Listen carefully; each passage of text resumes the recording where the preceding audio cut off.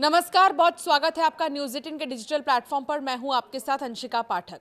Israeli वायुसेना ने Iran की राजधानी तेहरान के अंदर घुसकर उसके सुरक्षा मुख्यालयों को मलबे में तब्दील कर दिया। यह हमला इतना बड़ा है कि पूरे तेहरान में धमाकों की गूंज सुनाई दे रही है। इजरायल डिफेंस फोर्सेस ने आधिकारिक तौर पर ब्रॉड स्केल स्ट्राइक्स यानी कि बड़े पैमाने पर हमलों की घोषणा की है। इन हमलों में ईरान की रेवोल्यूशनरी गार्ड से जुड़ी बसीज फोर्स के हेडक्वार्टर और मिसाइल लॉन्च पैड्स को निशाना बनाया गया है। लेबनान से लेकर ईरान तक आसमान से आग बरस रही है। इजराइल का कहना है कि वो उन सभी ठिकानों को खत्म कर देगा जो उसकी सुरक्षा के लिए खतरा है। इजराइल के हमलों के जवाब में ईरान ने दुबई और कतर में मौजूद अमेरिकी सैन्य ठिकानों पर बैलिस्टिक मिसाइलें दागी। कतर के रक्षा मंत्रालय ने पुष्टि की है कि उनकी अल उदैद एयरबेस पर मिसाइल गिरी है, जो इस क्षेत्र का सबसे बड़ा अमेरिकी ठिकाना है। उधर कुवैत की सेना ने भी अलर्ट जारी किया है कि वो मिसाइलों और ड्रोन्स की एक बड़ी लहर का सामना कर रहे हैं। कुवैत का कहना है कि वो इन हमलों को हवा में ही रोकने की पूरी कोशिश कर रहे हैं। अब ये जंग सिर्फ दो देशों की नहीं बल्कि पूरी के पूरे खाड़ी क्षेत्र की सुरक्षा के लिए बड़ा खतरा बन गई है।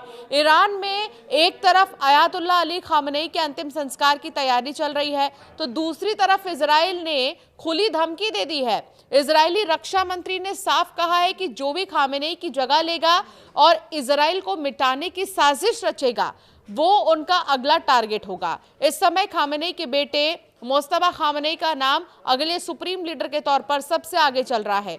इस बीच समुद्र में भी हलचल तेज है। श्रीलंका के पास ईरान का एक नौसैनिक जहाज IRIS देना डूब रहा है, जिससे कई सवाल खड़े हो गए हैं कि क्या इस पर भी हमला हुआ। श्रीलंका के तट के पास एक ईरानी जहाज पर पनडुब्बी से हमले की खबर सामने आई।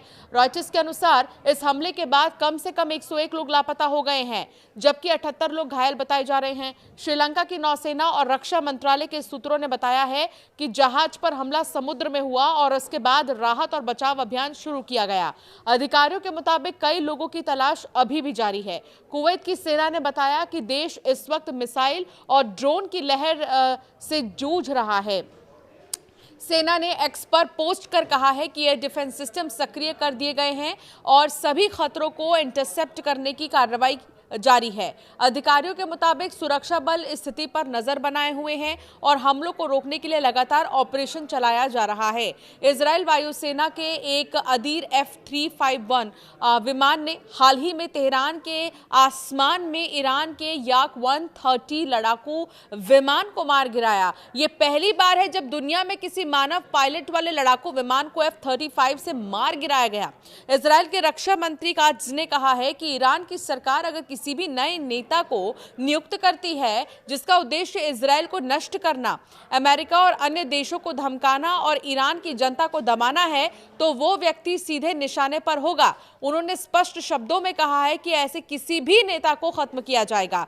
कात्ज ने यह भी कहा है कि उस व्यक्ति का नाम क्या है, वो कहां छिपा है, इससे कोई फर्क नहीं पड़ता। अगर वो इजरायल के खिलाफ काम करेगा तो उसे लक्ष्य बनाया जाएगा। बता दें कि खाड़ी देशों को दशकों से अमेरिकी सुरक्षा को लेकर भ्रम बना हुआ था, लेकिन आसमान से बरसती ईरानी मिसाइलों ने उस भरोसे को तोड़ दिया।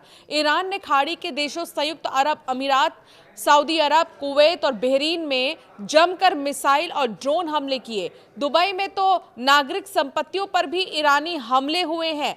ईरानी हमलों का मकसद और संदेश साफ था कि जो भी देश अमेरिकी सेना को हमले के लिए अपनी जमीन दे रहे हैं, उन्हें बख्शा नहीं जाएगा। ईरान के विदेश मंत्री अब्बास अराक्ची ने कहा है कि तेहरान ने इस इलाके में दुश्मन के मिलिट्री बेस पर हमला करके शुरुआत की है। तो वहीं अमेरिका के राष्ट्रपति डोनाल्ड ट्रंप ने कहा है कि युद्ध अगले 4 से 5 हफ्तों तक और चल सकता है, जिससे मिडिल ईस्ट में और तबाही फैलने की आशंका बढ़ गई है। दूसरी तरफ इजरायली सेना लगातार तेहरान और लेबनान में हमले कर रही है, लेकिन खाड़ी के वो देश जो दशकों से अमेरिकी सुरक्षा की छतरी में खुद को महफूज महसूस कर रहे थे, उनका भ्रम जो है अब टूट चुका है। मिडिल ईस्ट में अमेरिका के सैन्य अड्डे कहां कहां हैं, अब आपको ये भी बताते हैं। कतर में सबसे बड़ा यूएस मिलिट्री बेस है, जिसमें यूएस सेंट्रल कमांड यानी कि सेंटकॉम का फॉरवर्ड हेडक्वार्टर भी शामिल है। बहरीन में यूएस 5th फ्लीट और US naval forces central command है।